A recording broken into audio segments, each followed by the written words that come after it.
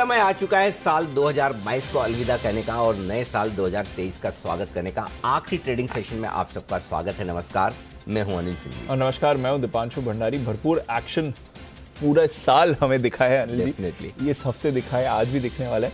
बहुत ही eventful year finally close में आ रहा है। बिल्कुल। और दीप, आमतौर पर हम नए साल की शुरुआत में पहले दिन थोड़ी पार्टी वार्टी वाले माहौल में होते हैं, और लेकिन इस बार फॉर्चुनेटली साल का अंत और नए साल की शुरुआत छुट्टी के साथ हो रही है। तो यानी कि जो लोग कई सालों से नया साल मनाना चाहते हैं तो उनके लिए इस बार मौका है। तो हमने सोचा आज ही से हम इसकी शुरुआत करें। तो आज हम हमारी पूरी टीम, हमारे सारे एक्सपर्ट्स पूरे पार्टी सेलिब्रेशन के मूड, सेलिब्रेशन और पार्टी वेयर। बिल्कुल नहीं तो आमतौर पर आप हम सैटरडे को फ्राइडे को हम आप टी शर्ट्स में देखते हैं, लेकिन आज हमने सोचा है कि पार्टी वेयर के साथ शुरुआत की जाए, ताकि यहीं से सुबह से मूड माहौल सेट कर दें। और बाकी बाजारों ने तो मूड बना ही रखा है। आपको तो देख के लग भी रहा है कि आज सीधा स्टूडियो से मतलब मुझे बुलाना नहीं चाहिए। तो चलिए, बिल्कुल 2 दिनों तक बड़े लंबे समय बाद ऐसा मौका मिला है कि आप न्यू ईयर अच्छे से मना सकते हैं। बिल्कुल सर। बाजार में पार्टी होगी या नहीं आज की? बिल्कुल होगी, क्यों नहीं होगी। और पार्टी की शुरुआत हो चुकी है। दीप, जो साल का आखिरी हफ्ता छुट्टियों भरे माहौल का होता है, ये पूरा हफ्ता अच्छी पार्टी के मूड में है बाजार। फर्क इतना ही कि कोई जल्दी मूड में आ गया है और कोई धीरे धीरे मूड में आ रहा है। सो आज भी संकेत बहुत ही अच्छे हैं। आइए देख लेते हैं आज के सेशन की शुरुआत हम किन संकेतों के दम पर करेंगे। बड़े ट्रिगर्स जो आज के लिए अमेरिका से आते हुए दिख रहे हैं। दमदार तेजी 350 अंकों की अमेरिका में होती हुई दिखी है। नैस्डैक भी बड़ी उछाल के साथ बंद होता हुआ दिखा है। अच्छी खासी तेजी वहां भी बनी है। SGX निफ्टी हाफ सेंचुरी मारकर मजबूती के साथ ट्रेड करता हुआ दिख रहा है। आज एलिन इलेक्ट्रॉनिक्स ये है लिस्टिंग, और इस साल की आखिरी लिस्टिंग है, और इसका भी विश्लेषण। और आज विश्लेषण 9 बजे के बजाय अभी सुबह 8:15 साढ़े 8 बजे के बीच में ही कर देंगे, क्योंकि आज बहुत कुछ एक्शन आपके लिए आगे भी है। तेल तिलहन पर जो स्टॉक लिमिट थी वो खत्म हो गई है। ये एक बड़ा कमोडिटी स्पेस से आपके लिए एक्शन आता हुआ दिख रहा है। तो ये है कुछ इंपॉर्टेंट ट्रिगर्स साल के आखिरी ट्रेडिंग दिन पर जो आपके सामने आ रहे हैं। और साल का आखिरी ट्रेडिंग दिन है, पार्टी की भी हमने बात करी। एक बार जरा ग्लोबल मार्केट्स की भी बात कर लें। ये पूरा इतना इवेंटफुल ईयर रहा है। 33% नीचे है आपका नैस्डैक, करीब 20% की 18 से 20% की गिरावट डाउ S&P में रही है। उसके सामने हमारे बाजार तो रिकॉर्ड हाई के पास है, उसकी तो खैर बात करेंगे। बट फाइनली कल दिखा कि एटलीस्ट साल का अंत तो यूएस मार्केट पॉजिटिव नोट में करने की कोशिश कर रहा है। बिल्कुल दीप। तो पहले तो एक जो इस साल की ओवरऑल जो आपने शुरुआत की उस पर बात कर लेते हैं कि हमारे बाजारों का देखिए, अगर ये इतिहास में पहली बार ऐसा हुआ है कि अगर नैस्डैक 35% नीचे हो, डाउ 20% नीचे हो और भारतीय बाजार पॉजिटिव बंद हो। मुझे नहीं याद आता किसी भी साल में ऐसा कभी हुआ हो। हम निफ्टी पर 3% मजबूत हैं, बैंक निफ्टी पर 6-7% मजबूत हैं, सेंसेक्स 6% मजबूत है साल दर साल। और इस साल सबसे बड़ी बात यह दीप कि हम मजबूत कब हैं। मैं बार बार यही कहता हूँ कि आपने अगर ट्रिपल सेंचुरी मारी है फिरोजशाह कोटला की पिच पर, और यही आप एक और पहले आप, मुझे नहीं पता आप कितने ज़माने से क्रिकेट ट्रैक कर रहे हैं, नहीं तो एक और पिच ऐसी थी जो फिरोजशाह कोटला से भी गजब की थी। अच्छा। और वो पाकिस्तान में फैसलाबाद, यस। हाँ, उसमें किसी टेस्ट का कभी कोई फैसला नहीं हुआ।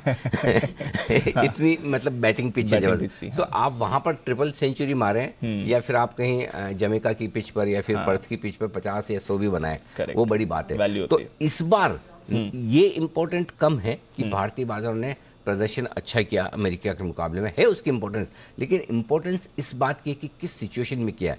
2022 ऐसा साल रहा जहां जितना खराब होना हो सकता था ठीक उसी तरह से जैसा 2020 में हुआ। 2020 से छोटी समस्या ही नहीं थी 2022 में।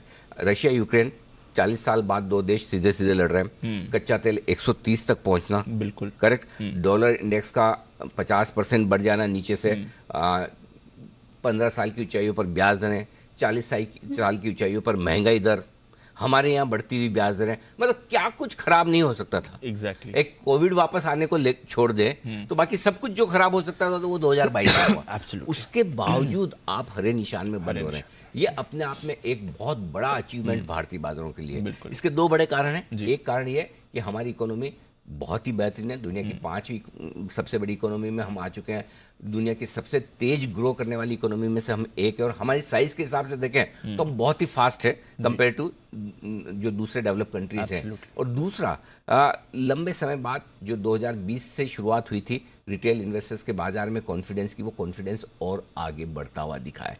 तो ये दो चीज़ें हैं जिन्होंने भारतीय बाजारों को संभाले रखा, और 2022 हम है ना गर्व के साथ एकदम सीना चौड़ा करके सर ऊंचा करके बंद कर रहे हैं। नहीं तो आप सोचिए, अगर क्या बड़ी बात है कि डाउ 20% घटा है, हम 20% घट जाते हैं, 25 घट जाते हैं, बिल्कुल, नेस्डेक 35 घटा, उतना तो हमारा बनता ही है। यस, करेक्ट, ये तो हमेशा से होता है, राइट। तो आप सोचो, आप 18,000 न होकर 20% नीचे, यानी कि करीबन 14,500-15,000 होते हैं, 30% नीचे यानी कि 35% 12,000 के आसपास होते हैं, तो सिचुएशन क्या होती है। और खास तौर से ये उन लोगों को सोचने समझने की बहुत ज्यादा जरूरत है जिन्होंने पिछले हफ्ते 4 दिन की गिरावट के बाद हाय तौबा मचाई। यस, तो आपने कुछ देखा ही नहीं। करेक्ट, खराब कितना हो सकता है वो भी आपको ध्यान में रखना जरूरी है। और खास तौर से 2020 के बाद जो नए इन्वेस्टर्स, नए ट्रेडर्स मार्केट में आए, उनके लिए ये बड़े लेसन है कि आप बहुत बड़े सबक से बच गए, आपको पढ़ाया नहीं गया, लेकिन इसका मतलब नहीं कि ये आउट ऑफ सिलेबस है। ये सिलेबस में कभी भी आ सकता है। सो आई थिंक मैं ये कहूँगा कि कई लोग 2020 को बहुत अच्छा साल मानते हैं, जहाँ आपको 7,500 की निफ्टी पर, 8,000 की निफ्टी पर पैसा लगाने का मौका मिला, राइट। लेकिन मैं ये मानता हूँ उस समय आपको विश्वास नहीं होगा, 30,000 के नीचे भी बैंक निफ्टी, 30 क्या इनफैक्ट 25,000 के आसपास बैंक निफ्टी हुआ था। लेकिन मैं ये मानता हूँ कि 2020 से भी बेहतर साल 2022 का रहा, क्योंकि 2020 में आपकी वेल्थ बनी, लेकिन 2022 में जो वेल्थ टूट सकती थी, घट सकती थी, वो घटी नहीं। और कई लोग मुझे बार बार ट्विटर पे भी, कहीं सोशल गैदरिंग पे मिल जाते थे, कहते हैं सर वो 2020 में आपने जो चलाया था फरवरी में, नहीं लेना है, नहीं लेना है, अभी वापस वक्त नहीं आएगा क्या नहीं लेना है, इतना सब कुछ तो हो रहा है, कच्चा तेल यहाँ है, रशिया यूक्रेन ये है वो है। मतलब नहीं है, वैसा लग नहीं रहा है, लगेगा तो क्यों नहीं बताएंगे। एग्जैक्टली, और वैसा फॉर्चुनेटली हुआ भी नहीं हुआ। So, अगर उस तरह का कोई मोमेंट आया, भगवान ने कराया आएगा फिर तो बात करेंगे। लेकिन एक बार फिर से कहना चाहता हूँ, पिछले हमने 2 हफ्ते पहले भी इसकी बात की, अब भारतीय बाजारों में ब्लैक फ्राइडे आने के आसार नहीं के बराबर। एकदम आप मना तो नहीं कर सकते, कोई एकदम ही आउट ऑफ द बॉक्स कोई ऐसी चीज हो जाए, लेकिन अगर आप ये सोचें कि ग्लोबल मार्केट्स की वजह से, कोई खराबी की वजह से हम वैसा देख लें, तो उसकी संभावनाएं बहुत कम है। बिल्कुल, एक तो अब भारतीय बाजार विदेशी निवेशकों के भी चहेते बन रहे हैं फिर से, जो कुछ उन्हें बेचना था वो बेच चुके हैं, और दूसरा हमारे रिटेल की ताकत भी काफ़ी बढ़ी हुई है। सो आई थिंक 2022 हमने बहुत अच्छे नोट पर समाप्ति की है, और जब कोई मतलब आपका काम जो हाथ में है वो अच्छा समाप्त हो रहा हो, तो नए काम की शुरुआत बहुत आप अच्छे नोट पर करते हैं। तो 2023 की शुरुआत भी हम बढ़िया करेंगे, ये तो बहुत बढ़िया, अच्छे नोट पर शुरुआत करेंगे। बिल्कुल, साल का आउटलुक और बाकी सारी चीज़ों पर भी अनिल जी से लगातार बात होती रहेगी, बट हमने सोचा कि एक आपको आइडिया दे दें कि कैसा रहा मार्केट। लेकिन हाँ, 2022 में कुछ और भी अच्छी चीजें हुई। वो मैं कह रहा हमारे लिए भी काफी इवेंटफुल रहा, और मैं थोड़ी देर में हमारे दर्शकों के सामने एक बहुत ही इंटरेस्टिंग वीडियो हम रखेंगे, उसका आप इंतजार कीजिए कि 2022 में क्या कुछ बड़ा और क्या कुछ खास हुआ। लेकिन हाँ, आपका जो ओरिजिनल सवाल था जिससे मैं डेविएट हो गया कि ग्लोबल मार्केट्स, दीप काफी अच्छी तेजी अमेरिका में रही है, कोई खास कारण नहीं, सेम जो कारण कल आपने हमारे यहाँ देखे, लगभग वही कारण अमेरिका में तेजी के थे, हल्के बाजार और शॉर्ट कवरिंग। हमारे बाजार भी कल इसलिए भागे, मंथली एक्सपायरी के दिन सेकंड हाफ में जो बढ़िया तेजी बनी वो काफी हद तक हल्के बाजार, और अगर कल सुबह फर्स्ट हाफ में हमारे बाजार ढीले नहीं हुए होते तो कल हम दोपहर के बाद इतने बढ़ नहीं पाते। तो ये फर्स्ट हाफ को क्रेडिट दी जानी चाहिए कि सेकंड हाफ आपका बड़ा मजबूत हुआ, और उसकी वजह साफ है कि मंथली एक्सपायरी का दिन था, सारी पोजीशंस, मतलब ये 3-4 दिन तेजी बनी भी, लेकिन कॉन्फिडेंस नहीं था तेजी में किसी का, है ना, डर, और हर रोज मार्केट लाल निशान में भी जा रहा था ऊपर बंद होने के बावजूद। सो ऐसे में जो कल आखिरी ट्रेडिंग सेशन जो मंथली एक्सपायरी का था, उसमें काफी कुछ आपके लॉन्ग पोजीशन और कम हो गए, और उसके बाद जरा भी आपको संकेत थोड़ा बेहतर मिला, और दूसरा शॉर्ट कवरिंग, फ्रेश खरीदारी दोनों आती दिखी, और अमेरिकी बाजारों ने भी वही किया जो हमने किया, हमें देखकर कल वो भी मजबूत हो गए। करेक्ट सर, ठीक है। तो चलिए, हमने भी लोगों का कॉन्फिडेंस बढ़ाया है और हमारे बाजार भी एक्शन में रहे हैं। वैसे तो साल खत्म हो रहा है, बट नई सीरीज शुरू हो रही है सर। बिल्कुल। इस सीरीज के लिए कुछ आउटलुक? इस सीरीज में कोई खास साफ सुथरा ट्रेंड है नहीं जी। जिसके बेसिस पे आप ये कह सके कि बाजार इसी डायरेक्शन में जाएंगे। सो मैं इस सीरीज को लेकर कोई बहुत बड़ा आउटलुक देने के मूड में हूं नहीं, और उसकी एक वजह यह है कि दीप, एक तो बजट से ठीक पहले की सीरीज है। अब इस बजट को लेकर लोगों को दोनों तरफ की मूड है। एक तरफ लोग मानते हैं कि पॉपुलिस्ट बजट आ सकता है क्योंकि अगले आम चुनाव के पहले ये सरकार का फुल फ्लेज बजट होगा, तो जो कुछ भी करना है वो इसी बजट में सरकार लोगों को खुश करने के लिए करेगी। दूसरी ओर कुछ लोग ये भी मानते हैं कि अब दीप, आपने कल डिनर में, कल तो चलो याद होगा, परसों डिनर में क्या खाया था, परसों सुबह लंच या ब्रेकफास्ट क्या किया था, कल को छोड़ दो तो परसों का भी याद नहीं है। जी। करेक्ट। तो आज अगर इस बजट में सरकार बहुत सारी चीज़ें दे भी दे पब्लिक को, और इलेक्शन 15 महीने बाद होने हैं, तो किसको याद रहेगा कि 15 महीने पहले हमें क्या दिया था। तो लोगों की मेमोरी बड़ी छोटी होती, तो जो सरकार को बांटना करना है वो इलेक्शन के ठीक पहले बांटेगी तो फायदा है, राइट। सो आई थिंक दोनों तरह की व्यू है, और उस हिसाब से मुझे लगता है कि बजट के पहले बाजार बड़ा मतलब सावधानी भरा ट्रेड करेगा।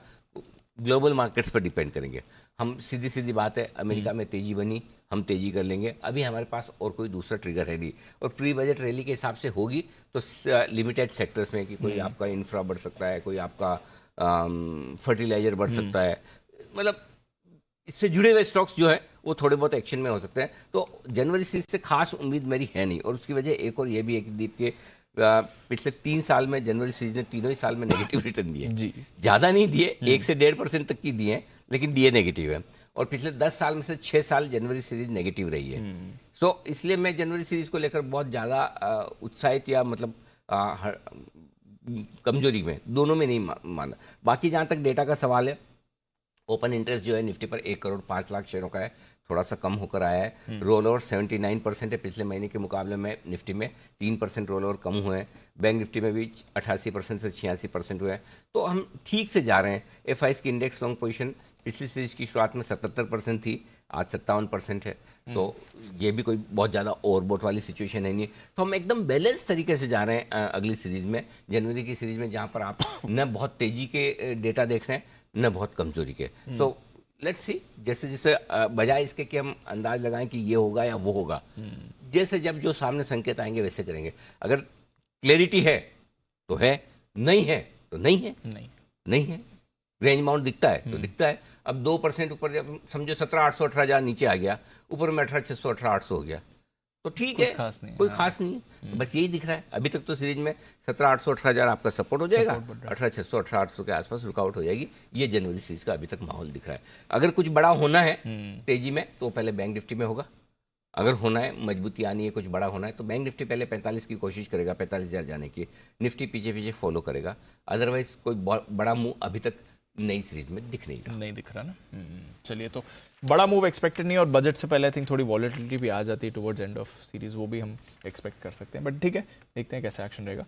आज का एक्शन समझाएं सर, आज का सेटअप फाइनली अच्छे सेटअप आ रहा है। एक ही नेगेटिव दिख रहा है मुझे बस।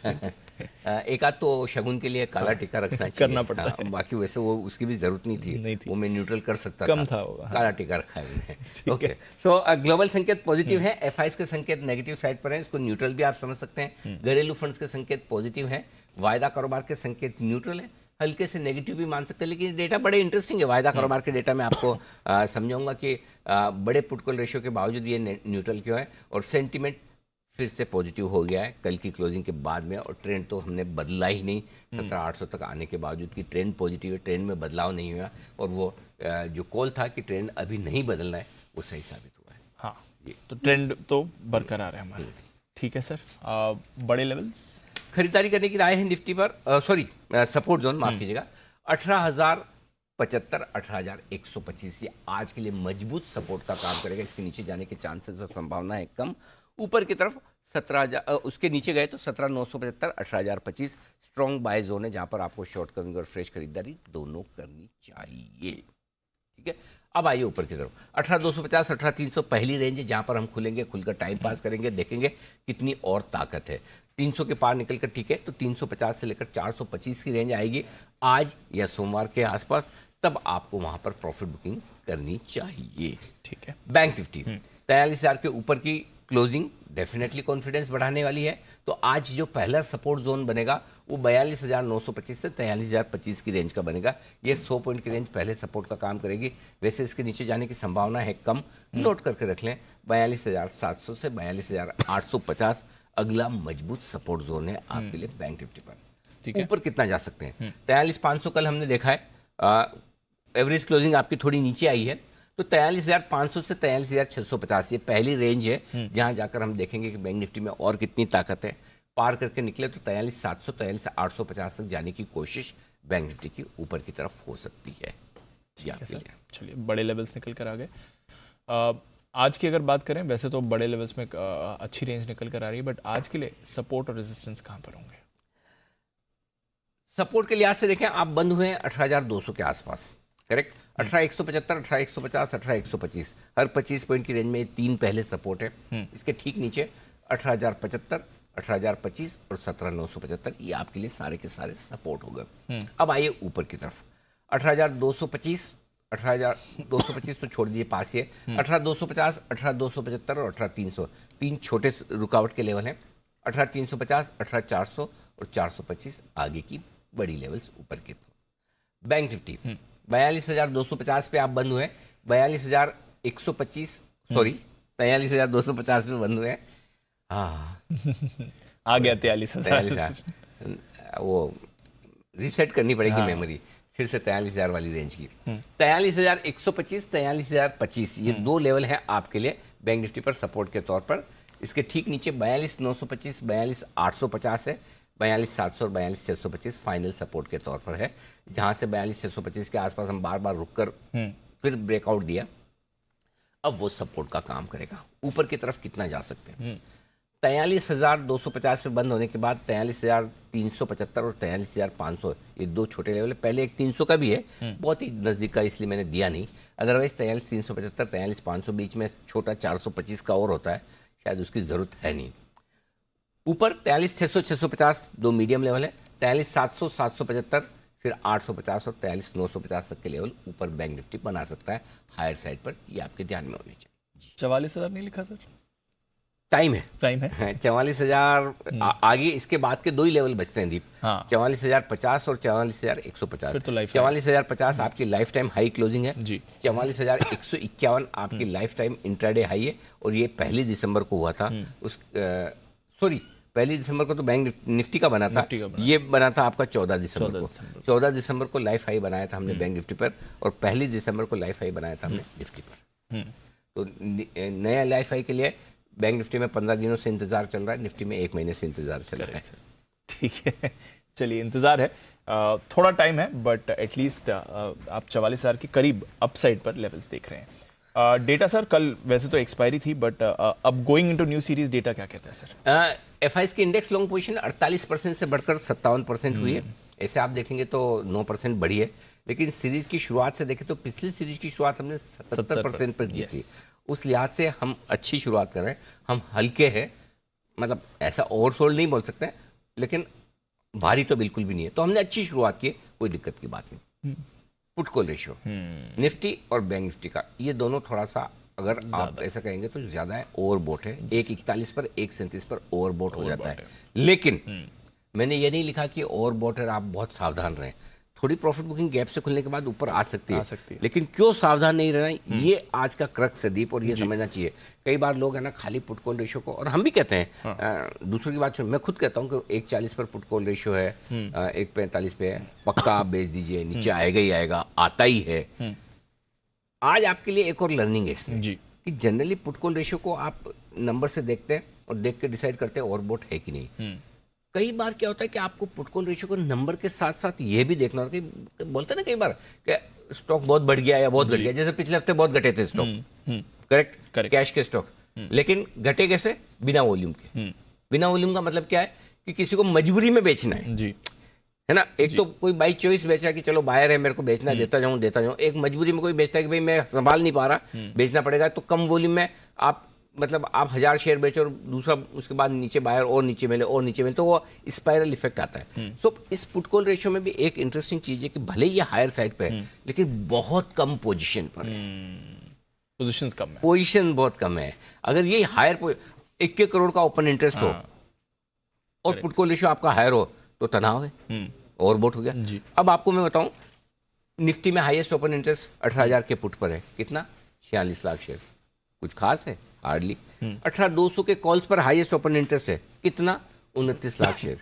अब आजकल 29, 30, 40 लाख शेयर तो मच्छर हो गया है, वैल्यू कुछ नहीं है। हाँ, मतलब कोई फर्क ही नहीं पड़ता। तो इसलिए दीप इससे पुट कॉल रेशियो से ज़्यादा डरने की जरूरत है। हाँ, आप बहुत गैप से खुलेंगे, ऊपर में कहीं प्रॉफिट बुकिंग आ सकती है, आनी भी चाहिए, 4 दिन से बढ़ रहे हैं आप तो कोई दिक्कत नहीं है। लेकिन अलार्मिंग हो कि भाई बहुत जोर से गिरेगा या गिरेगा ही गिरेगा, वैसा डर नहीं है इसके दम पर। सेम चीज बैंक निफ्टी की, बैंक निफ्टी में 137 का put call ratio, bank Nifty तो मतलब हाईएस्ट ओपन इंटरेस्ट ही खाली 43,500 के कॉल्स पर 15 लाख शेयर का है, 43,000 पर 18 लाख शेयर का पुट पे है। तो है ही क्या पोजीशन बहुत कम है, इसलिए मैंने आज, नहीं तो अगर कोई और दिन होता तो मैं पक्का लिखता कि पुट कॉल रेशियो ओवरबॉट है, डरने की जरूरत। तो आज इससे घबराना नहीं है ना। ठीक है सर, अंडरस्टूड। विक्स घट कर है, कोई परेशानी नहीं है। मौजूदा positions, stop losses. Stop losses के लिहाज से जो मौजूदा पोजीशन आपको रखनी है वो है 17,975, 18,000 से थोड़ा सा नीचे आपको ये रखनी है। और बैंक निफ्टी में 42,800 की रख सकते हैं, 42,850 से थोड़ा सा नीचे। स्टॉप लॉस में आपको फ्रीडम है, अगर आपको छोटा लगाना है 18,100 का भी लगा सकते हैं, अगर आपको निफ्टी में बैंक निफ्टी में छोटा लगाना है 43,000 का भी लगा सकते हैं। 2 ऑप्शन है, या तो 18,100 लगा लीजिए या 17,975, इधर या तो 43,000 लगा लीजिए या 42,800। शॉर्ट साइड पर 18,300 आपका स्टॉप लॉस है इंट्राडे और क्लोजिंग, 43,500 आपका स्टॉप लॉस है इंट्राडे और क्लोजिंग। ये सिंपल सा। ठीक है, नई पोजीशन सर। लॉन्ग पोजीशन बनाए आप निफ्टी पर, स्टॉप लॉस रखिएगा आप 18,100 का डे ट्रेडर्स के लिहाज से, और जिनको थोड़ा दूर रखना है वो 17,975 है ही। टारगेट 18,250, 275 और 300, 3 छोटे टारगेट है, 350 और 400 बड़े target. Thank you very much. 425 के ऊपर नहीं देख रहा तो 400 तक के ही रखें। जो लोग बेचना चाहते हैं जरूर शौक फरमाएं, 350 के आसपास से मूड बनाएं।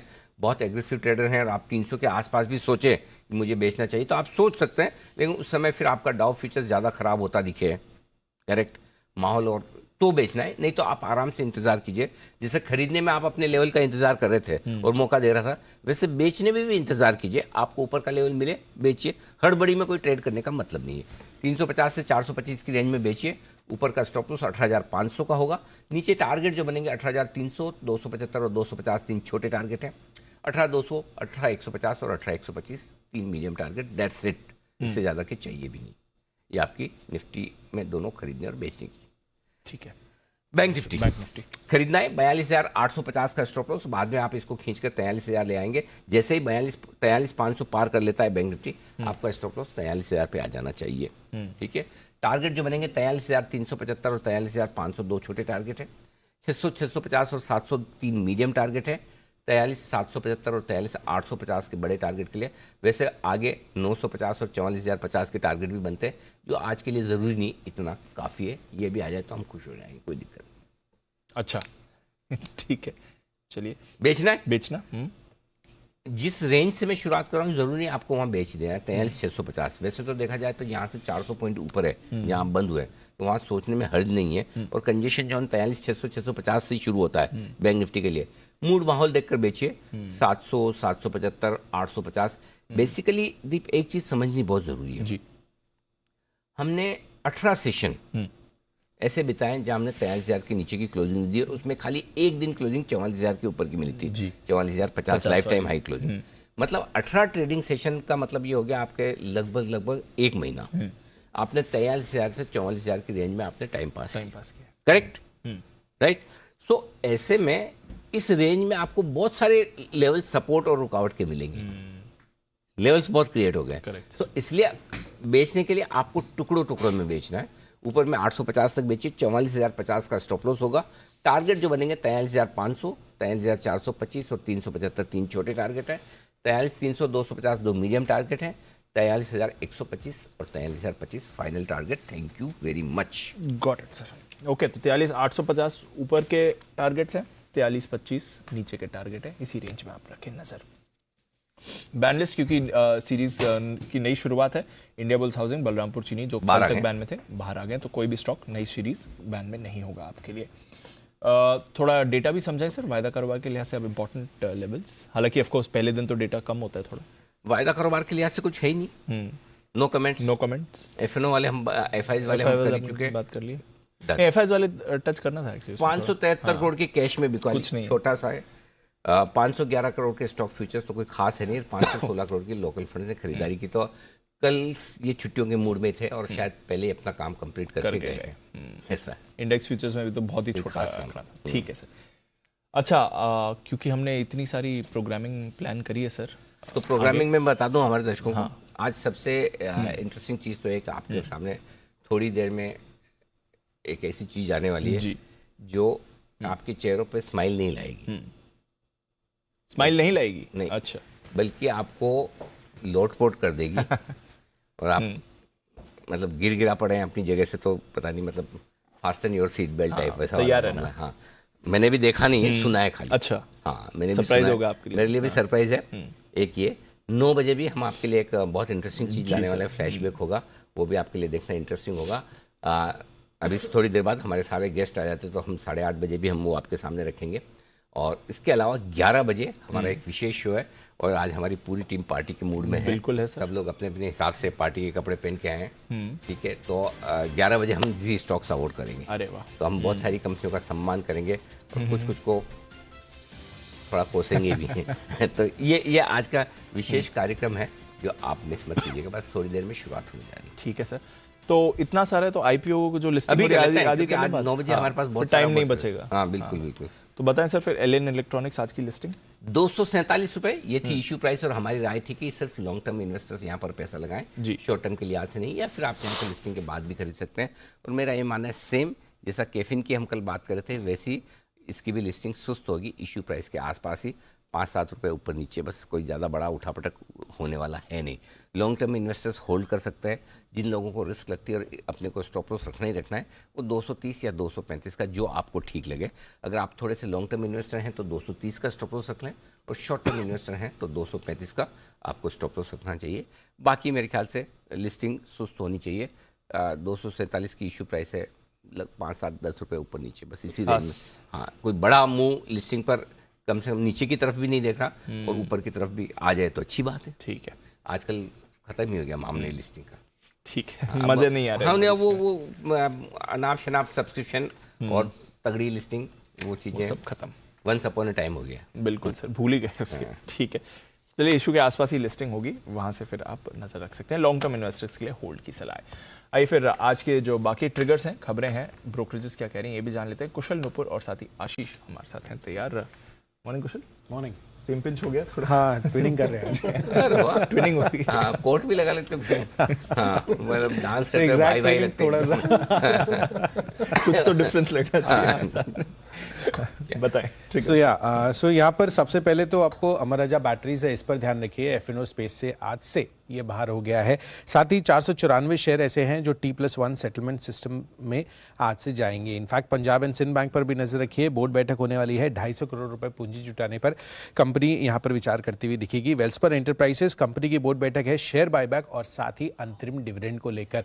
यही नहीं, अंजनी पोर्टलैंड सीमेंट, इस पर भी ध्यान रखिए। इसका राइट्स इशू जो है आज से खुलने वाला है। प्राइस 197 रुपये प्रति शेयर तय किया गया है। रेशियो 1:2 के हिसाब से है। डीएफएम फूड्स, इसके डीलिस्टिंग के लिए जो काउंटर ऑफर है वो आज से खुलता हुआ दिखेगा। 5 जनवरी तक ये काउंटर ऑफर खुला रहेगा। इनफैक्ट रेडियंट कैश मैनेजमेंट, इसके आईपीओ की अलॉटमेंट भी होने वाली है। लगभग 53% ही ये बढ़ता हुआ नजर आया था। और एक प्राइस बैंड चेंज है जिसमें फैक्ट है 10% से घटाकर अब इसका प्राइस बैंड 5% कर दिया गया, जिस तरह की तेजी हमें देखने को मिली है काउंटर में। तो ये है आपके लिए कुछ इंपॉर्टेंट ट्रिगर्स आज के लिए। नुपुर बताएं खबरें क्या है। मॉर्निंग। Good morning. सबसे पहले आयशा मोटर्स जहाँ पे स्पेन की स्टैक फ्यूचर्स के साथ कंपनी ने करार किया है, वहाँ पे कंपनी निवेश करने वाली है। करीबन 440 करोड़ का ये निवेश होगा, जहाँ पे 10.35% लियोन सब्सिडरी है जर्मनी में, यूरोप में। एथिस वो एक जर्मनी की कंपनी में हिस्सा खरीदने वाली है। 10.35% की हिस्सेदारी खरीदेगी। 1.5 करोड़ यूरोज में करीबन 132 करोड़ की ये डील होने वाली है।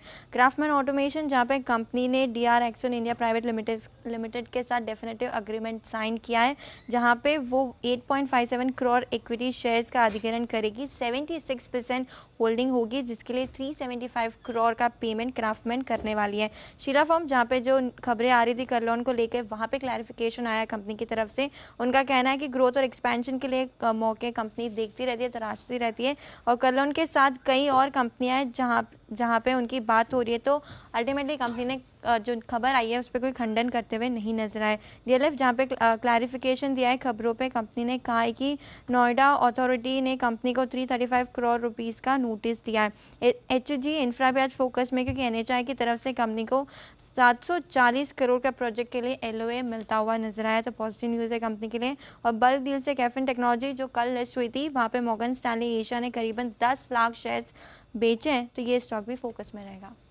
ओके, तो ये है आपके लिए कुछ खबरें। आखिरी दिन है, थोड़ा वॉल्यूम्स तो कम हो ही रहे हैं, खबरों का भी एक्शन कम हो रहा है। ब्रोकरेज एक्शन तो ऑलरेडी इस हफ्ते कम ही रहा है, एफआईएस की तरफ से तो पार्टिसिपेशन बिल्कुल ही लैकिंग है, बट हाँ, हमारी डोमेस्टिक ब्रोकरेजेस कुछ अच्छी रिपोर्ट्स निकाल रही हैं।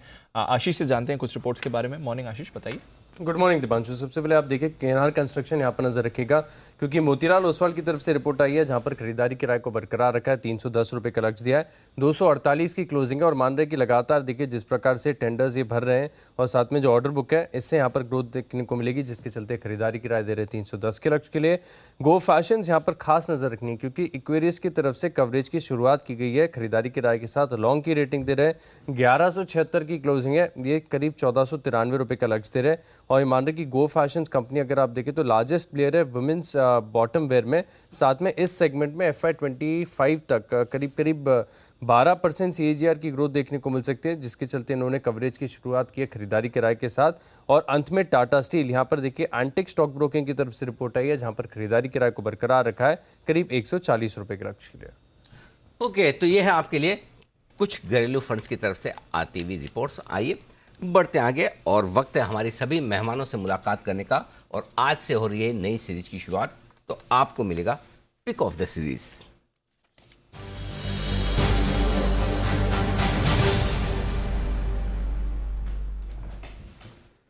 स्वागत है आप सबका। बंसल जी, शुरुआत करें। बताएं सर, नई सीरीज के लिए कौन सा स्टॉक चुना है आपने?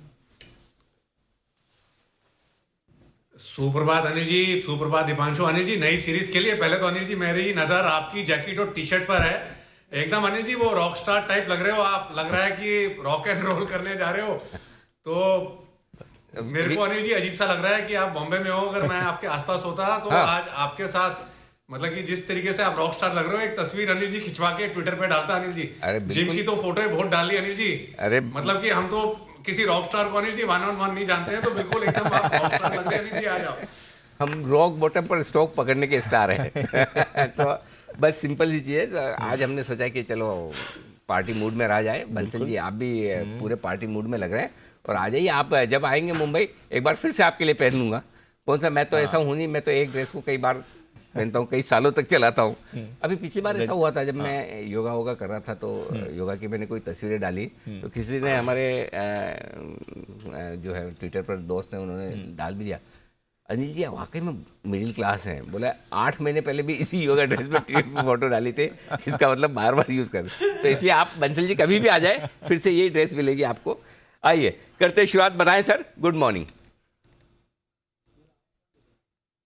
नहीं अनिल जी, ये कपड़ों के लिए भी बोला था, और एक बार याद है आपके मोबाइल कवर के लिए भी बोला था कि मोबाइल पे कवर तो मिडिल क्लास लगाते हैं।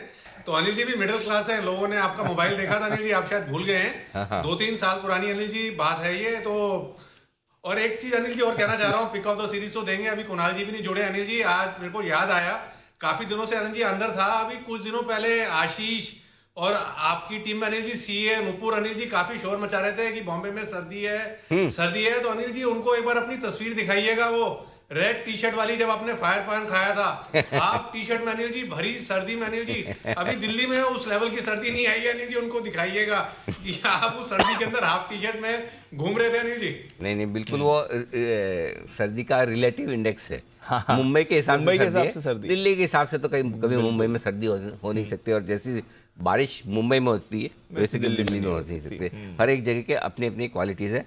बताएं बंसल जी, क्या है इरादा? अनिल जी इरादा खरीदारी का है, और कॉन्ट्रा मतलब कि काफी लोग आईटी को लेके नेगेटिव हैं। और आईटी में अनिल जी खास बात क्या है एचसीएल टेक के अंदर जिस दिन क्रेडिट स्विस का अनिल जी एक नेगेटिव रिपोर्ट आई थी, उस दिन के लोज आज तक नहीं टूटे हैं। मतलब कि दूसरे को अनिल जी डाउनग्रेड करते हैं, ये क्रेडिट स्विस अनिल जी खुद का डिफॉल्ट होने वाला है। तो अब मेरे को आईटी सेक्टर अच्छा लग रहा है, और आईटी सेक्टर में अनिल जी सेफ्टी को मद्देनजर रखते हुए मैंने चूज करा है टीसीएस। 3200 का स्टॉप लॉस लगाना है, 3365 3365 के टारगेट देखने को मिलेंगे। और अनिल जी अगर मैं ठीक निकला तो सीरीज की वेट नहीं करनी पड़ेगी अनिल जी, ये लेवल्स 5 से 7 दिन में देखने को मिलेंगे। यह राय आपके लिए बंसल जी की तरफ से खरीदारी करने की टीसीएस में, और आज सारे के सारे लेवल आपको कैश मार्केट के मिलेंगे। आइए हिमांशु जी से भी जान लें उनकी पसंद की सीरीज की पिक। हिमांशु जी सुप्रभात, बताएं सर। सुप्रभात अनिल जी। तो अनिल जी पहले तो मैं बंसल जी की बात से बिल्कुल 100% अग्री करता हूँ। आज तो आपने मतलब शो स्टॉपर आप ही हो अनिल जी, रॉकस्टार आज के। अरे मैं शो स्टार्टर हूँ, स्टॉपर नहीं हूँ। शुरुआत मैंने की है और बाकी वो वैसे अपने को चलना वलना आता नहीं है, जैसा वहाँ पे वो ऐसे चलना पड़ता है, ऐसे पैर ऐसे ऐसे, अनिल जी आज ऐसा अपने लग रहा है सीधे सीधे वाले हैं। जी भाई बैठा हुआ है स्क्रीन पर। जी जी जी हिमांशु जी। जी तो Anil ji pick of the series रहेगी मेटल पैक से। मेटल्स में हमने काफी अच्छी तेजी देखी है, फंडामेंटल्स भी चीजें थोड़ी पॉजिटिव होते हुए नजर आ रही हैं, और मुझे लगता है टाटा स्टील एक ऐसा स्पेस है जहां पर रिस्क रिवॉर्डिंग लेवल से काफी अट्रैक्टिव है। मार्च 2022 के बाद हाईएस्ट रोल ओवर देखने को मिले हैं अनिल जी टाटा स्टील में। 111 रुपए के आसपास का क्लोज है। यहां पर मुझे लगता है 125-130 रुपए के टारगेट्स के लिए टाटा स्टील मेरी तरफ से इस बार की पिक ऑफ द सीरीज रहेगी, और 105 रुपए के नीचे का क्लोजिंग बेसिस पर स्टॉप लॉस यहां पर मेंटेन किया जा सकता है। इसको टाटा स्टील है इस सीरीज का शेयर, हिमांशु जी की राय में। आइए सुमित जी भी हैं तैयार। सुप्रभात सुमित जी, बताएं sir pick of the series. Good morning Anil ji, good morning Anil ji. Pick of the series के तौर पे जो स्टॉक अभी मेरे रडार पे आया है वो है अरविंद फैशन। अरविंद फैशन के अंदर एक अच्छा मूव देखने को मिल रहा है, और सब आज फैशनेबल हो भी रखे हैं, तो मैंने सोचा अरविंद फैशन से बढ़िया स्टॉक आज रहेगा नहीं चूज करने के लिए।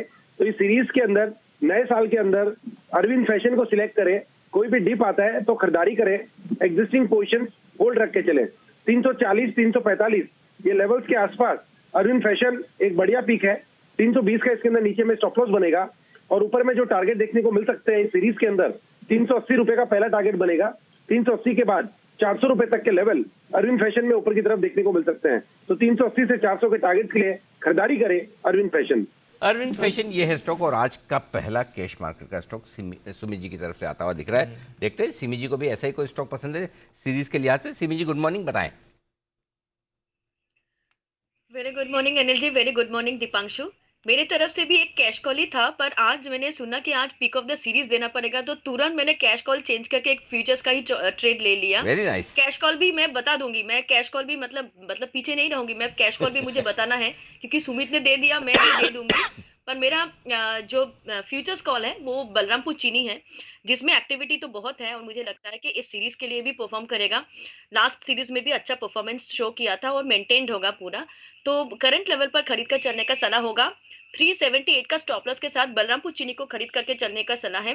420 पहला टारगेट, 435 दूसरा टारगेट, 442 तीसरा टारगेट के लिए बलरामपुर चीनी को खरीद कर चलेंगे। ओके, आज आप भूल गए, आज आप भूल गए सिमी जी कि इस 420 का पहले दे दिया आपने टारगेट। आज कैसे भूल गए? कल तो याद था आपको। भूल गई थी। हाँ, अरे आप भूल जाओ, हम नहीं भूलते। लेना पड़ा ना, मैंने कैश का ही स्टॉक चूज किया था, इसलिए मैं भूल गई थी। 420 नहीं लेना था। अब आपको पता चला है, अब आपको पता चला है एंकर बनने के लिए कितनी जीबी की मेमोरी रखनी पड़ती है। चलिए, तो बलरामपुर चीनी सिमी जी की पसंद का शेयर है। सिमी जी कैश का स्टॉक एक और देंगी थोड़ी देर में, वो भी हम उनसे लेंगे, लेकिन उससे पहले तैयार है हमारे साथ कुणाल जी भी। सुप्रभात कुणाल जी, बताएं sir pick of the series. Anil ji देखिए, आज सुप्रभात नहीं अनिल जी, आज तो आपको हाय करेंगे अनिल जी। हाय अनिल एंड हाय दीपांशु। वाह, हाय हाय, सॉरी हाय कुणाल जी। मैं भी स्टाइल में कर दूं? अनिल जी आज एक तो मिनट, गजब लग रहे हैं एक मिनट आप। हाय केस।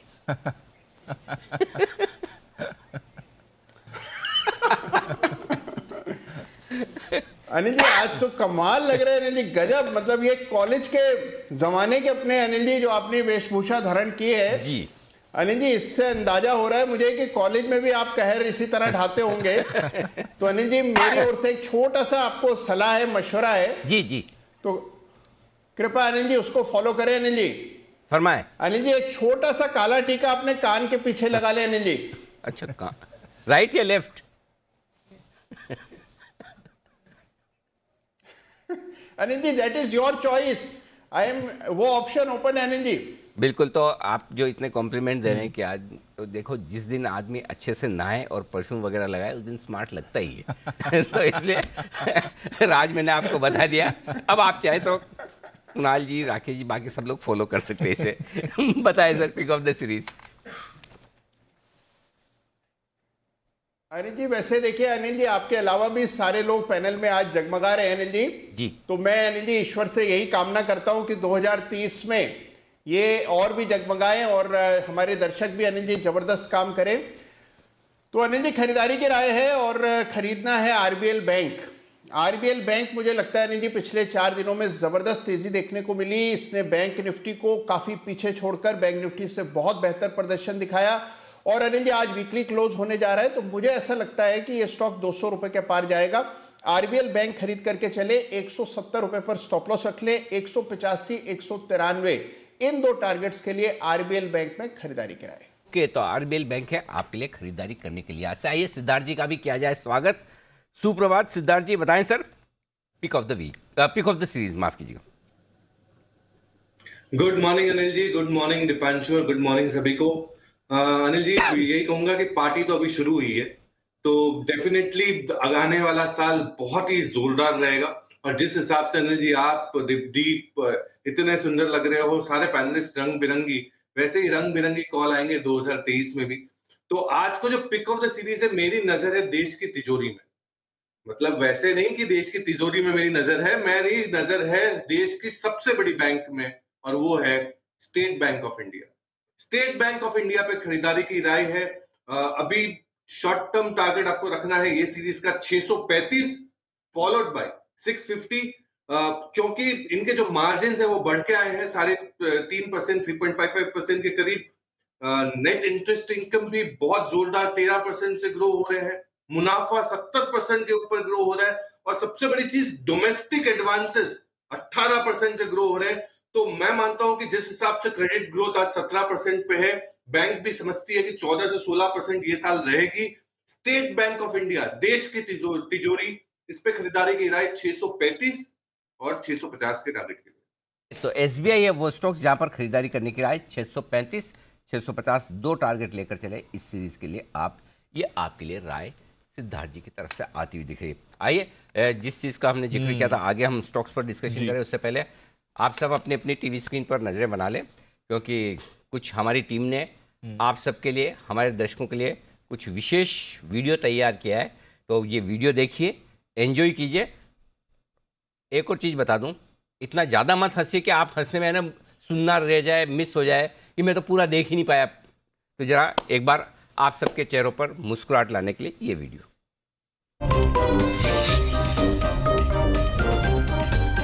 आज एक और भी दिन है, किसी को अंदाजा है कौन सा दिन है आज? फ्राइडे।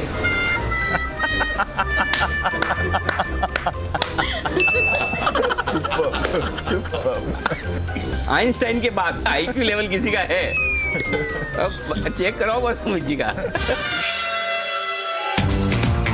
मैंने कई बार इस स्टॉक को रेकमेंड किया है। और सिमी जी इस बार तो परफॉर्मेंस के बाद थोड़ा सा अरे सिमी जी सुनिए तो सही मुझे अरे सुनिए तो सही सिमी जी, सुनिए तो सही। जब आप बोलना शुरू करती है, कभी कभी हम बीच में ना आपको रोकने की कोशिश करें तो रुक जाइए, बिगुल की तरह नॉन स्टॉप मत रहिए बस। अनिल जी, मैं चैलेंज करता हूँ, I can bet my life, अगर आप इंग्लिश चैनल के एंकर होंगे तो भी वो नंबर 1 चैनल होगा और उतने ही आप सफल एंकर होंगे जितने आप हिंदी में हैं। अनिल जी, चैनल अगर रशियन होगा तो भी आप नंबर 1 होंगे। सर, रशिया यूक्रेन को छोड़ के कोई और देश बोल दो। रशिया नहीं मिला। मैं आपको दोस्तों में गिनता हूँ। जैन साहब आपके सामने एसपीएल मिड कैप स्टॉक्स में 2 स्टॉक तो दे चुके हैं, लॉन्ग टर्म और पोजिशनल पिक। अब उनको शॉर्ट टर्म पिक देनी है, तो एक बग्गा साहब जाए तो मैं शॉर्ट टर्म पिक ढंग से दूँ। ये इतना बोल जाते हैं कि मेरे लिए टाइम नहीं मिलता। डिक्सन का डी ऐसे हुआ, उसका एक्स ऐसे हुआ, एन उसका चाइना से आया, एक्स उसका क्रिसमस से आया। अरे सीधा बोल दो यार डिक्सन खरीदो, ये level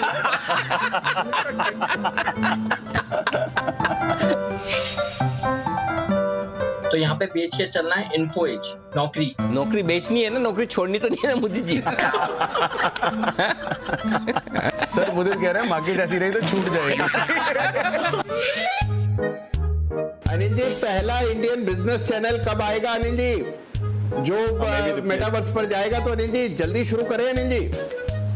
what an idea sir जी, क्या बात है, बहुत ही बढ़िया। तो ये यही वाला करना पड़ेगा कि इसके लिए हमें अलग आप लोगों को छोड़ के नए एक्सपर्ट बुलाने पड़ेंगे?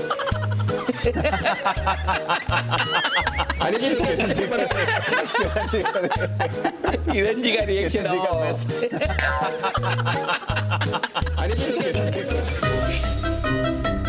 पता है सुमित जी, पहले तो आउटलुक और अपडेट। तो अनिल जी कहाँ है मंदी?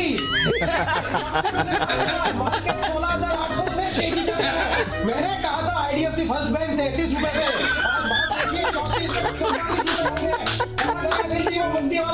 सुमित बगड़िया ने क्या मेरा इमिटेशन किया था? 33 वाला 44, 44 वाला हो गया 48। सुमित बगड़िया की जय जय। क्या बात है।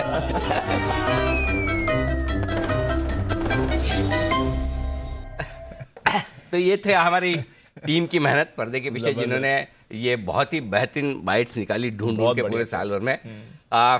मेरी तो आंखों में बिल्कुल ऐसा हाल हंस है। हाँ, किस किस की आंख में पानी आया है हंस हंस के? सभी के। सुमित जी म्यूट है आप। नहीं अनिल जी, अभी आवाज आ रही है? हाँ अभी आ रही है जी। अनिल जी अभी भी हंसी आ रही है। बहुत बढ़िया वीडियो बनाया अनिल जी, बहुत बढ़िया वीडियो, और मजा आ गया देख के पूरे साल की हंसी के पल। और अनिल जी आज भी फ्राइडे है। बहुत बढ़िया, तो एंजॉय कीजिए। और जिन लोगों ने मिस कर दिया है या वापस देखना चाहते हैं, आई एम श्योर आप में से कई लोग वापस देखना चाहेंगे, तो हम सोशल मीडिया पे भी इसे डाल रहे हैं और वक्त मिला बीच में तो फिर से आपको चलाएंगे भी। तो आइए, ये है आपके लिए आज का और एक और इंटरेस्टिंग और बढ़िया वीडियो एक और आने वाला है एग्जैक्टली थोड़ी देर में। बिल्कुल, उसका भी इंतजार करें। काफ़ी इवेंटफुल साल रहा है, उसके बारे में भी एक इंटरेस्टिंग वीडियो हमारी टीम ने बनाया आपके लिए। आइए, तब तक कुछ स्टॉक्स जो आज एक्शन में रहेंगे वहां पर भी चर्चा करना जरूरी है। आज पूरा ट्रेडिंग डे रहेगा, हालांकि पार्टी एटमॉस्फेयर है। आइशर मोटर्स, इन्होंने एक एक्विजिशन करी है, स्टॉक फ्यूचर करके कंपनी का नाम है, इलेक्ट्रिक मोबिलिटी की कंपनी, करीब 440 करोड़ की ये एक्विजिशन है। कल हम देख भी रहे थे, स्टॉक लीडर था, इनफैक्ट टॉप गेनर भी था निफ्टी का टुवर्ड्स क्लोज ऑफ ट्रेड। अच्छी मूव देखी। सिद्धार्थ जी जरा एक बार देखें सर आइशर मोटर्स को, इन्होंने जो एक्विजिशन करी है इलेक्ट्रिक मोबिलिटी स्पेस में, अदरवाइज भी थोड़ा मोमेंटम आया है, क्या राय रखते हैं सर? देखिए दीप, ये जो एक्विजिशन है ये पॉजिटिव साबित हो सकता है, क्योंकि इलेक्ट्रिकल मोबिलिटी स्पेस में सारी टू व्हीलर कंपनियां जा रही है, तो ये डेफिनेटली पॉजिटिव होगा कंपनी के लिए। बट अभी भी मैं वॉल्यूम के ट्रैक्शन के हिसाब से आइशर को ज्यादा नंबर नहीं दूंगा, नंबर दूंगा टीवीएस मोटर्स को। मैं मानता हूं टू व्हीलर स्पेस में टीवीएस मोटर्स अव्वल नंबर हो सकते हैं, तो मैं चूज करना चाहूंगा टीवीएस मोटर्स ये पूरे समूह में। ओके, तो आइशर से बेटर टीवीएस मोटर्स, बट रखिए नजर, काउंटर पर आपको मोमेंटम दिख सकता है। आइशर मोटर्स आपके रेडार पर भी रहना चाहिए। खबरों के दम पर रेडार पर आपके रहना चाहिए सिप्ला भी। यहाँ पर इनकी एक जर्मन सब्सिडरी है जहाँ पर ये करीब 132 करोड़ का निवेश करने वाले हैं और उसको फिर अपना हिस्सा भी बना रहे हैं। सिप्ला का चार्ट भी थोड़ा एक्शन में रहा है, इनफैक्ट पूरा फार्मा स्पेस ही आपको थोड़ा मूवमेंट दिखा रहा है रीसेंट डेज में। हिमांशु जी, सिप्ला इंपॉर्टेंट लेवल्स बताएं सर इसके लिए। दीप देखिए, one of few pharma stocks है जो कि एक अपनी अप ट्रेंड में, अपनी अच्छी तेजी में है, defying the entire sectors trend. लेकिन फिलहाल यहाँ पर थोड़ा कंसोलिडेशन मुझे लगता है कि आता हुआ नजर आ सकता है, और मुझे लगता है कि 1050 1040 के आसपास बहुत अच्छे लेवल्स हैं। आने वाले समय में अगर स्टॉक और यहाँ से 30-40 रुपए करेक्ट होता है तो मुझे लगता है 1050 के आसपास काफी अट्रैक्टिव लेवल्स हैं फ्रेश एंट्री करने के लिए। पोजिशनल तौर पर मेरा मानना है कि स्टॉक 1200 रुपए के ऊपर भी जाता हुआ नजर आ सकता है। 1200 के ऊपर भी आपको सिप्ला जाते हुए देख सकता है। बंसल जी, डीएलएफ जैसा आपने कहा था बिल्कुल वैसा ही हो रहा है सर। जो नोएडा अथॉरिटी ने इन पर 235 करोड़ रुपए का नोटिस डाला था, उसके खिलाफ कंपनी ने कहा है कि वो इसे चैलेंज ज़रूर करेंगी, जो भी लीगल कोर्स है वो इसके खिलाफ लिया जाएगा। और वो कह रही हैं कि ये जो पेमेंट है ये नोएडा अथॉरिटी की जिम्मेदारी है, ना कि कंपनी की। तो जैसा आप कह रहे थे बिल्कुल वैसे ही हो रहा है। एक बार डीएलएफ का चार्ट चेक भी कर लें सर बंसल जी। दीपांशु चार्ट बढ़िया है, नीचे में देखें तो अच्छे सपोर्ट हैं। अभी नीचे में 355-60 तक स्टॉक गिरा भी था, वो एक मेजर सपोर्ट्स हैं। और दीपांशु दूसरा मेरा मानना है 2023 में रियल एस्टेट स्टॉक्स भी चलेंगे, तो यहाँ पर दो स्टॉक्स डीएलएफ और लोधा मैक्रोटेक डेवलपर, इन दोनों पे नजर रखनी चाहिए। और इसका कारण ये है कि अगर आप कोई फंड मैनेजर हैं जो बड़ा फंड लेके हिंदुस्तान के बाहर बैठे हैं, तो आप छोटी मोटी कंपनी में नहीं लगाएंगे। इंडिया की टॉप 2 कंपनी जो आती हैं डीएलएफ लोधा, इनमें लगाना चाहिए। री रेटिंग का कैंडिडेट है, नीचे के सपोर्ट से रिवर्सल लिया है। तो दीपांशु निवेश के नजरिए से डीएलएफ में खरीदारी की राय है। निवेश के नज़रिए से डीएलएफ में खरीदारी की राय है, और जो इन्हें नोटिस मिला था उसके खिलाफ भी कंपनी अपील करेगी, ऐसा उन्होंने कहा भी है। क्राफ्ट्समैन ऑटोमेशन, यहाँ पर फोकस करना चाहिए। यहाँ पर भी इन्होंने एक एक्विजिशन के लिए अग्रीमेंट किया है। एक कंपनी है DRAIPL, उनकी खरीदारी करने वाले 76% हिस्सा करीब 375 करोड़ में किया जाएगा। DR Axion इंडिया ये है कंपनी का नाम। सुमित जी एक बार चार्ट देखें, कल वैसे कुछ ज़्यादा खास एक्शन दिख नहीं रहा था क्राफ्ट्समैन ऑटोमेशन। दीपांशु अभी तक चार्ट के ऊपर ऐसा कुछ मेरे को बढ़िया मूव लग भी नहीं रहा है। मेरे को लग रहा है कि एक बार स्टॉक के अंदर थोड़ा साइडवेज मूव ही देखने को मिलेगा। स्टॉक ने पिछले कुछ समय में एक अच्छी तेजी दिखाई, और अच्छी तेजी दिखाने के बाद स्टॉक अभी साइडवेज चल रहा है। तो इस साइडवेज मूव के अंदर जब तक ऊपर में 3450 का या 3460 के ऊपर का लेवल देखने को नहीं मिलता, तब तक एक बार इसके अंदर साइडवेज मूव ही देखने को मिलेगा। 3260 के आसपास कल का क्लोजिंग है स्टॉक के अंदर। यहाँ से 3300 से 3325 तक का मूव ऊपर की तरफ देखने को मिल सकता है। लेकिन एक रेंज है 100 रुपया यहाँ से सीएमबी से ऊपर और 100 रुपया सीएमबी से नीचे, यानी 3150 और 3350, ये स्टॉक की अभी रेंज है। इस रेंज के अंदर ही ट्रेड करता हुआ दिखाई देगा, ऐसा लगता है। ओके 3150 से 3350 की रेंज चार्ट्स पर तो दिख रही है, बट सिद्धार्थ जी की कवरेज में भी है। सिद्धार्थ जी कोई राय? यहाँ पर भी एक एक्विजिशन हुई है, 2 ऑटो कंपनीज, और दोनों में आज एक्विजिशन की खबरें आ रही हैं। सर अपनी राय दें क्राफ्ट्समैन पर। देखिए दीप, ये बहुत ही पॉजिटिव खबर है क्राफ्ट्समैन के लिए। हमारी बाई की रेटिंग है क्राफ्ट्समैन पे, टारगेट आपको रखना है 3540 के करीब का। ये प्रिसीजन मैन्युफैक्चरिंग का लीडर है, तो इससे काफी फायदा होगा जो एक्विजिशन इन्होंने किया है DR Axion इंडिया का। तो इससे इसको फायदा होगा क्योंकि मिलता जुलता है। तो प्रिसीजन मैन्युफैक्चरिंग ऑटो कंपोनेंट्स में सर्व करते हैं commercial vehicle, passenger vehicle, 2 wheeler सभी को। तो बहुत ही बेहतरीन कंपनी है, जरूर खरीदारी की जा सकती है 3540 के टारगेट के लिए लंबे समय के लिए। ओके तो ये है आपके लिए क्राफ्ट्समैन ऑटो, जिस पर रखनी है नजर।